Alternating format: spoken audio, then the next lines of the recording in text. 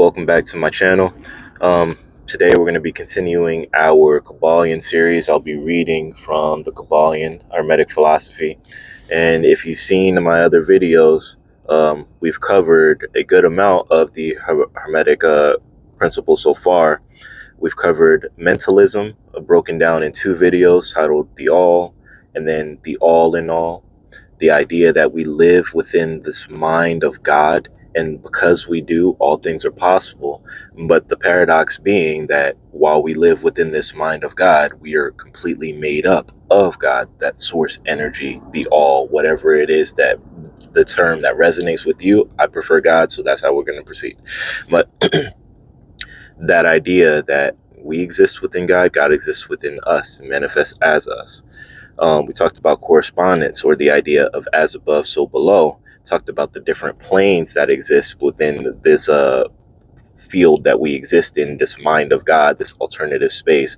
Talked about the three major planes being the spiritual, the mental, and the physical, and how they're all subdivided, and how they're the only separation between any plane or any subdivision of plane is just a change in a degree of vibration or frequency. Speaking of vibration, we covered vibration, how everything moves and vibrates, nothing rests, nothing is ever still, everything is in a constant state of motion, and how we can use that to our advantage. We've also talked about polarity, the idea that things that we often think of as opposites, like hot and cold, love, hate, courage, fear, are just different vibration, different rate or modes of vibrations of the same exact thing. So if we understand that everything is moving and vibrating, and that everything has its opposite, you can begin to see how by being aware of the thoughts that travel through your mind, you can begin to direct and create your reality by transmuting the different emotions that you're a filter for. We talked about polarity, and today we're going to talk about rhythm. Now, rhythm really builds on polarity. So if you haven't watched that video, I would suggest you go back, watch that video at least, and then come back to this one. But however you watch these is up to you. Um, let's dive in. Rhythm. Everything flows out and in. Everything has its tides. All things rise and fall. The pendulum swing manifests in everything. The measure of the swing to the right is the measure of the swing to the left.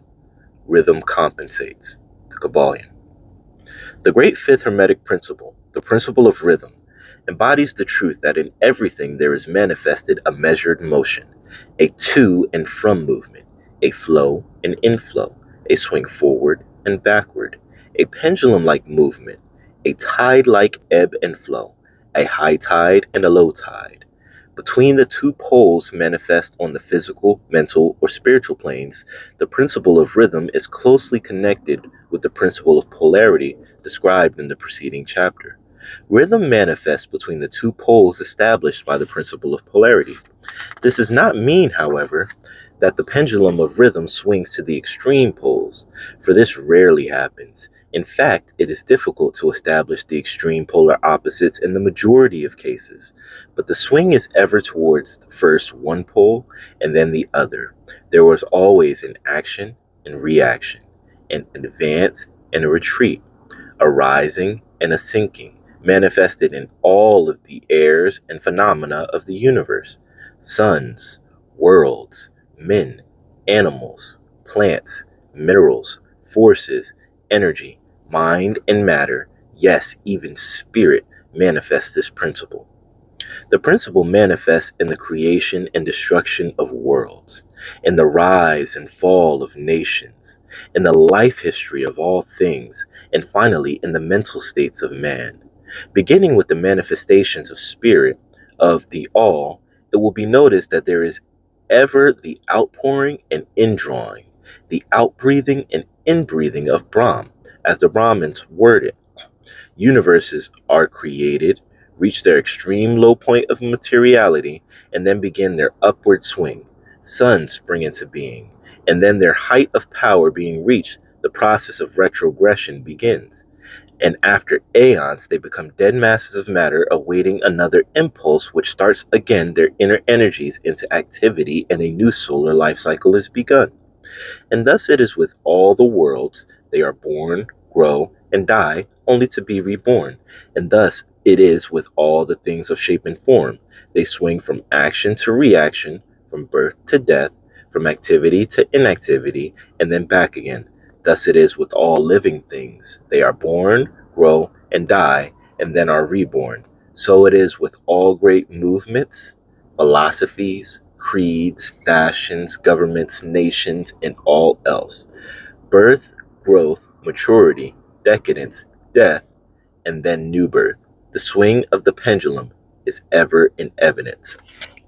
Now, I want to pause here because the idea of this pendulum, as it's described here, it's described almost in an inanimate way, as just a normal process of life. But understand the things that are described here are not just inanimate things, these are all conscious entities or conscious beings. Things like the sun that we recognize and had a reverence for in our ancient past. There's religions that worship the sun, right? There's religions that worship the other planets, and even to this day, we're starting to become aware that awareness lies in everything. Consciousness lies in everything. These vibrating atoms that make up all that we see are conscious, right? So when we're talking about these objects that operate on this life cycle, be it a universe, a sun, or a philosophy, a creed, a fashion, a government, all else that operates on this life cycle, it's life, but it's a type of life that it's life in a different, from a different aspect than we're looking at it. We're looking at it from the perspective of being a filter for things like philosophies, creeds, governments, ideologies, and different things like that, because we're a mind body spirit complex that is able to view all of these things. But that doesn't mean that a particular philosophy, once endued with thought energy from mind body spirit complexes, us souls, doesn't at some point become conscious to begin this life cycle of swinging from birth, growth, death, and then rebirth. You see how even philosophies, how a certain ideology can stand at one end of a particular spectrum, and then the inhabitants of that philosophy, or the people who believe that philosophy, could swing to the other side, believing the complete opposite, arguing the complete opposite, while their enemy or their counterparts flip flop and argue the same. We see it in the Democrat and Republican Party, how they stand for opposite things that they used to stand for, right? I talk in other videos, I go in depth on how pendulums, these thought structures, form from the thought forms that we create. So in certain religious texts, it talks about how when two or more are gathered, I am there also. And if you understand the text like the Bible not as a historical document, even if it alludes to certain historical events that may have actually taken place in this physical plane, it's a book of spiritual truths that is all about you, all about the different frequencies that exist for your soul to pass through, and all about all the fragments of these different mental states that you may encounter at different points in time. So when you look at it from that perspective, and you hear something like when two or more are gathered, I am there also, you understand the I am of you and the I am of another individual or another incarnation manifestation of God is the same I am. And when you two combine and start thinking together, feeling together, the thought forms that you can create can have this energetic structure of a pendulum that's described here in the Kybalion. Now, as more inhabitants are fall under it, so let's say you create a business and now you hire employees. As more inhabitants fall under your business, now there's rules that they need to follow and everything like that. And at a certain point, it becomes a point. It comes to a point where if you don't follow the rules, you're kicked out. There's consequences, different things like that. It's as if the business now takes on a life of its own, and that works the same as we can see from the macro universes, suns, planets, down to the micro, creeds, fashions, nations, things like music, all different types of fads and all of that are all pendulums. Pendulums that can exert their own will after obtaining a certain level of consciousness. And I don't want that to be lost as we're going through this. The fact that life can present itself in all ways, shapes, and forms, and consciousness is existent in all of these things. So these pendulums that we're talking about, while they may appear as inanimate things, they can become conscious beings. Night follows day, and day night. The pendulum swings from summer to winter and then back again. The corpuscles, atoms, molecules, and all masses of matter swing around the circle of their nature. There is no such thing as absolute rest or cessation from movement, and all movement partakes of rhythm. The principle is of universal application. It may be applied to any question or phenomena of any of the many planes of life. It may be applied to all phases of human activity. There is always the rhythmic swing from one pole to the other. The universal pendulum is ever in motion. The tides of life flow in and out according to law. The principle of rhythm is well understood by modern science and is considered a universal law as applied to material things. But the Hermeticists carry the principle much further and know that all manifestations and influence extend to the mental activities of man, and that it accounts for the bewildering succession of moods, feelings, and other annoying and perplexing changes that we notice in ourselves. But the Hermeticists, by studying the operations of this principle, have learned to escape some of the activities by transmutation.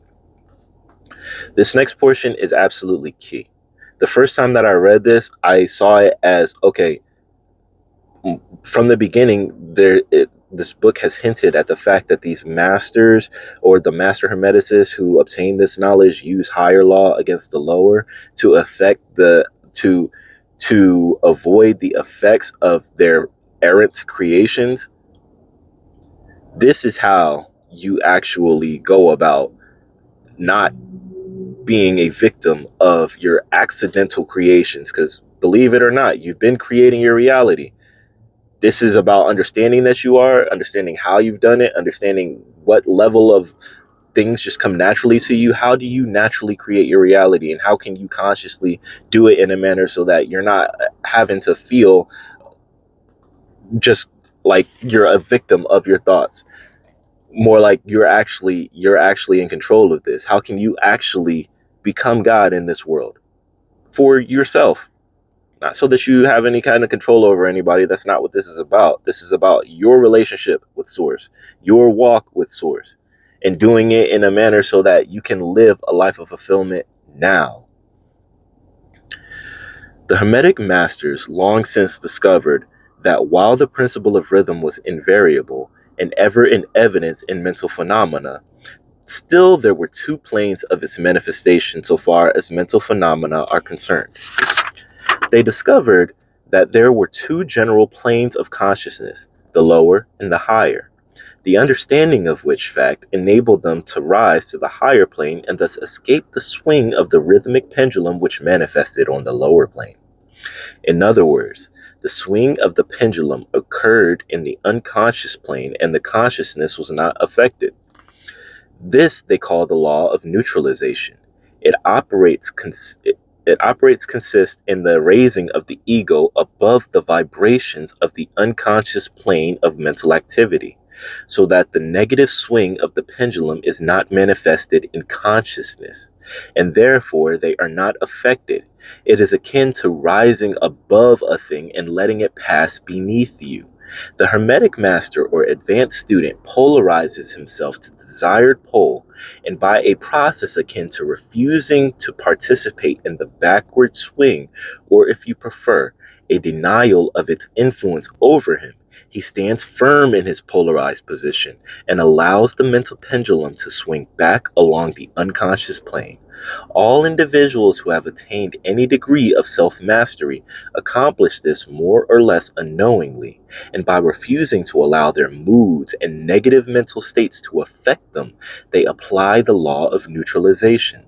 The master, however, carries this to a much higher degree of proficiency, and by the use of his will, he attains a degree of poise and mental firmness almost impossible of belief on the part of those who allow themselves to be swung backward and forward by the mental pendulum of moods and feelings. Now, I want to pause here and really unpack this because it's at a mouthful. When it comes to being able to rise above a thing and to let the negative influence pass beneath you, it reminds me of the story in the Bible of Moses, not before he freed the people, but the idea of Passover and blood on your door. And I'm going to go through and I'm going to look at that because looking at it from the perspective of us being every character and everything and being a symbol, I can't without looking at it, I can't fully go into it, but I believe that there's more information for us there that will help us better master this principle.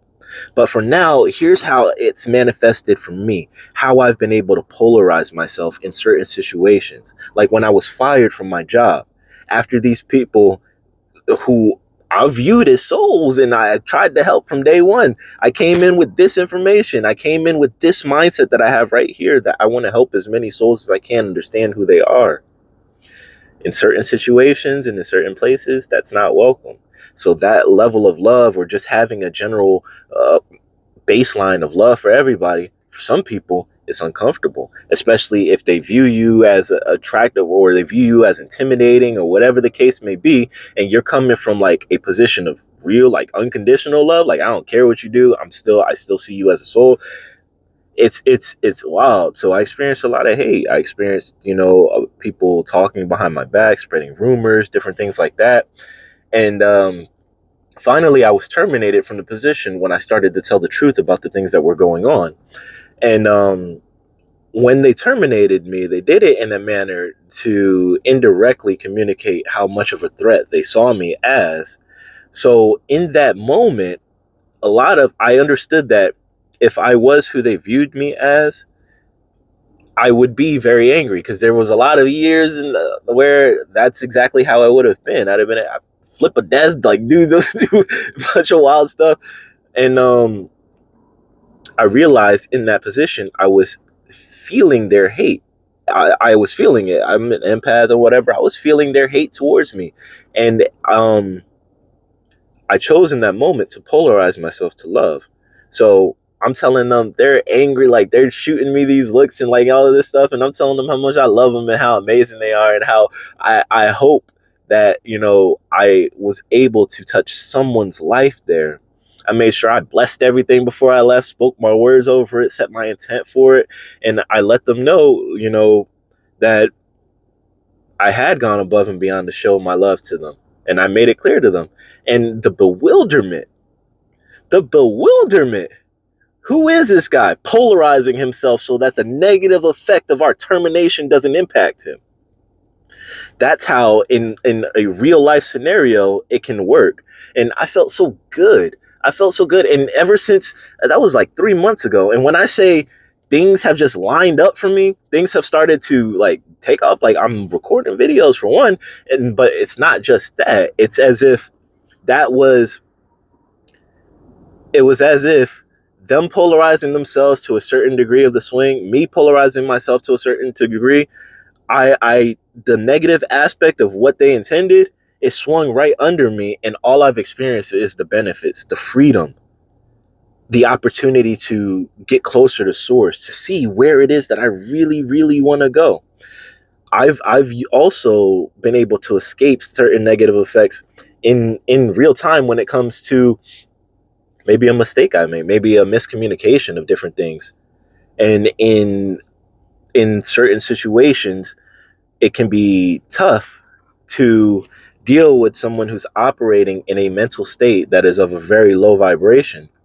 And you come in, and despite how you may appear, you're vibrating high, you're vibrating at a rate of love, of real love, and they see it, and it can trigger something in them because they know that what's inside of you is inside of them. but they don't know how to bring it out. They don't know how to escape that mental state. And that's where you come in. When you encounter those scenarios and you've polarized yourself to a certain pole, so you're operating position of love, even though you're walking through hate, right? And I love using love and hate just because they're obvious opposites. And I will have a video up that talks about opposites of certain emotions so that you can know where to polarize yourself based on what you're experiencing, right? But when you encounter someone who's stuck in a mental state, and it's like they poke you, right? They poke you because they can see something different in you, and they know the God in them that you have to respect and love knows that you have the ability to pull them out, not by doing anything in the 3D. You have the ability to pull them out just in your mind.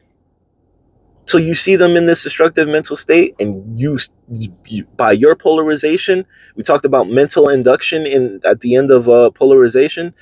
Your vibration, it's like you're a spark. You force them to raise their vibration in your presence.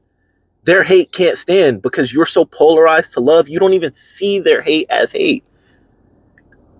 You just see it as a lack of understanding. Father, forgive them, for they know not what they do. Right? It's that you are operating in that consciousness, so you can't see the hate, and by your vibration, they have to rise, and they don't understand it. They may years from now look at you or look back at the situation and say, maybe you did something, maybe you didn't, but it doesn't change the fact that they will rise because that's the nature of us all. The importance of this will be appreciated by any thinking person who realizes what creatures of moods, feelings, and emotions the majority of people are, and how little mastery of themselves they manifest. If you will stop and consider a moment, you will realize how much these swings of rhythm have affected you in your life, how a period of enthusiasm has been invariably followed by an opposite feeling and mood of depression. Likewise, your moods and periods of courage have been succeeded by equal moods of fear, and so it has ever been with the majority of persons. Tides of feeling have ever risen and fallen with them, but they have never suspected the cause or reason of the mental phenomenon. An understanding of the workings of this principle will give one the key to mastery of these rhythmic swings of feelings, and will enable him to know himself better and to avoid being carried away by these inflows and outflows. The will is superior to the conscious manifestation of this principle, although the principle itself can never be destroyed. We may escape its effects, but the principle operates nevertheless. The pendulum ever swings, although we may escape being carried along with it. There are other features of this operation of this principle of rhythm, of which we wish to speak at this point. There comes into its operation that which is known as the law of compensation. One of the definitions or meanings of the word compensate is to counterbalance, which is the sense in which the Hermeticists use the term. It is this law of compensation to which the Kybalion refers when it says the measure of the swing to the right is a measure of the swing to the left. Rhythm compensates. The law of compensation is that the swing in one direction determines the swing in the opposite direction, or to the opposite pole. The one balances or counterbalances the other. On the physical plane, we see many examples of this law. The pendulum of the clock swings at a certain distance to the right and then an equal distance to the left. The seasons balance each other the same way. The tides follow the same law. And the same law is manifested in all the phenomena of rhythm. The pendulum, with a short swing in one direction, has but a short swing in the other, while the long swing to the right invariably means the long swing to the left. An object hurled to a certain height has an equal distance to traverse on its return. The force with which a projectile is sent upward a mile is produced when the projectile returns to Earth in its return journey. This law is constant on the physical plane, as reference to the standard authorities will show you. Now, I want to pause there because this is key. This is so key, especially when it comes to creating your personal reality. When you're in meditation, creating your world and living in your world, and then in you come out of that meditation and you're walking in this 3D in that mental state that you created in your meditation, there's a nugget for you. When that happens, and then negativity is arising, so something goes wrong with your car, you get terminated, it's a unexpected bill, someone starts messing, like different things are happening, right? The measure of the swing to the left is the measure of the swing to the right. This principle in operation in those times means polarizing yourself to an emotion of courage so that you can get through it, or whatever emotion it is that you need to get through it. Polarize yourself to that. Do it by engaging your senses. It can be things like incense, music, things like cleaning up your area, things to help polarize yourself to any emotion, right? But you lean in to the swing. You allow whatever's happening to happen, and understand that if you look at it from a non-judgmental point of view, it is just energy. It's just energy, and rhythm compensates. So if you polarize yourself to an emotion, allow the negative effects to pass beneath you, you know that when that pendulum swings the other way, in good fortune, the wave of success begins to take form. Wherever the wave of success begins to take form, you grab a hold of that thread, and the pendulum will begin to swing the other way. I'm speaking to your soul now, and it sounds so, it may seem like I'm saying something that doesn't make sense, but I promise you this does. You grab a hold of the wave of success. And when you're holding on to that wave of success, you just ride it however it goes. Be courageous and bold in your actions, understanding that the mental state that you occupy has to produce fruit in your world. But when the negativity is going on, you don't run from it. You don't fight it. You don't wallow in it. You don't beat yourself down. You polarize yourself to an emotion that allows you to pass through. You polarize yourself to an emotion that allows you to lean in a bit, because the measure of the swing to the left is the measure of the swing to the right, and you will always bounce back. There is nothing that can hurt you. There is nothing that can harm you, nothing that can kill you, nothing that can end your life. We live within the mind of God. You are an emanation of God. That's why all of these powers are available to you. Now let's continue. But the Hermeticists carry it still further. They teach a man's mental states are subject to the same law. The man who enjoys keenly is subject to keen suffering, while he who feels but little pain is capable of feeling but little joy. The pig suffers but little mentally and enjoys but little, he is compensated. And on the other hand, there are other animals who enjoy keenly, but whose nervous organism and temperament cause them to suffer exquisite degrees of pain. And so it is with man. There are temperaments which permit of but low degrees of enjoyment, but equally low degrees of suffering. That's staying neutral, right? That's those people who just operate within a certain framework. The vibration never gets too high or gets too low, because the measure of the swing to the left is the measure of the swing to the right. So you need to be willing to lean in if you want to experience more of life, more of what life has to offer.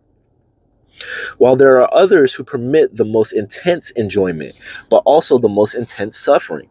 The rule is that the capacity for pain and pleasure in each individual are balanced. The law of compensation is in full operation here. But the Hermeticists go still further in this matter. They teach that before one is able to enjoy a certain degree of pleasure, he must have swung as far proportionately towards the other pole of feeling. They hold, however, that the negative is precedent to the positive in this matter. That is to say, that in experiencing a certain degree of pleasure, it does not follow that they will have to pay up for it with the corresponding degree of pain. On the contrary, the pleasure is the rhythmic swing according to the law of compensation for a degree of pain previously experienced, either in the present life or in the previous incarnation. This throws a new light on the problem of pain. Let's unpack that for a moment. The pain is the precedent to the pleasure. So it's not, oh, if I lean into this pleasure, if I allow myself to experience this good, if I open myself to what the universe is trying to give me, I'm gonna have to pay up for it. If it can't get too good. I can't let the pendulum swing too high to the right or something is going to go wrong. That's not it at all. What this is saying is that you've already paid your price in blood for it. But here's the thing. If you feel uncomfortable about allowing yourself to experience more, to experience more good in your life, allowing the pendulum to swing deep into the positivity, that means that there's still some shadow work that you may need to do. So check out my videos on shadow work. The Hermeticists regard the chain of lives as continuous and as forming a part of one life of the individual, so that in consequence the rhythmic swing is understood in this way, while it would be without meaning unless the truth of reincarnation is admitted. But the Hermeticists claim that the master or advanced student is able to a great degree to escape the swing toward pain by the process of neutralization before mentioned. By rising on the higher plane of the ego, much of the experience that comes on to those dwelling on the lower plane is avoided and escaped. That's a nugget as well. We know that rhythm compensates. So no, you don't pay for your pleasure. The pendulum will swing in the opposite direction. And we know now to lean in, right? But when the pain is swinging to the opposite direction, you don't have to experience all of the effects of that. This is what this is about. Mental transmutation is about allowing the natural processes of the universe to occur, not fighting your world to create what you want, but working within your world and with these natural processes while understanding that the I am of you is part of the consciousness that operates all of these universal principles.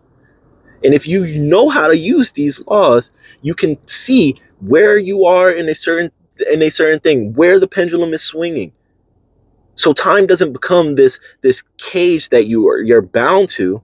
You see that there's a natural ebb and flow to everything, and that your manifestation, your creation, your reality will collapse in a certain manner and according to natural law, a natural series of events that others will look at and call a miracle.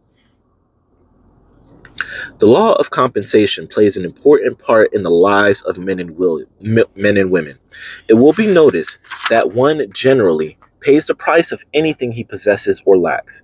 If he has one thing, he lacks another. The balance is struck. No one can keep his penny and have the bit of cake at the same time. Everything has its pleasant and unpleasant sides. The things that one gains are always paid for by the things that one loses. The rich possess much that the poor lack, while the poor often possess things that are beyond the reach of the rich. The millionaire may have the inclination towards feasting, and the wealth wherewith to secure all the dainties and luxuries of the table, while he lacks the appetite to enjoy the same. He envies the appetite and digestion of the laborer who lacks the wealth and inclinations of the millionaire, who gets more pleasure from his plain food than the millionaire could obtain if his appetite were not jaded, nor his digestion ruined, for the wants, habits, and inclinations differ. And so it is through life. The law of compensation is ever in operation, striving to balance and counterbalance, and always succeeding in time, even though several lives may be required for the return swing of the pendulum of rhythm. And that is the Hermetic principle of rhythm. The next principle is cause and effect, but that principle of rhythm is so meaningful because there is so much knowledge that's there that can help so many people in so many destructive mental states.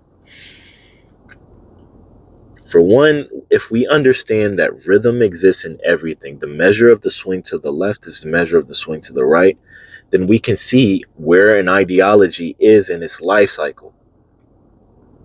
We also know that we can rise above the negative effects of any previous thoughts, whether they be in individual's thoughts or thoughts of the collective. If we can rise above the negative impacts as an individual, imagine what we can do as a collective, as conscious creators, as people who are thinking for the success of humanity, for the advancement of humanity, meditating for that collectively, together, unified, creating a new thought form, a new pendulum that can swing us into and usher in a new era of understanding. I hope something that I said today resonated with you. I know I gave a lot of commentary in this, but this particular chapter taught me so much and helped me gain so much confidence in my personal creation of my reality. And I'm happy to talk about it more in other videos. Either way, I love you. I want to see the fullest expression of you. This is a spark.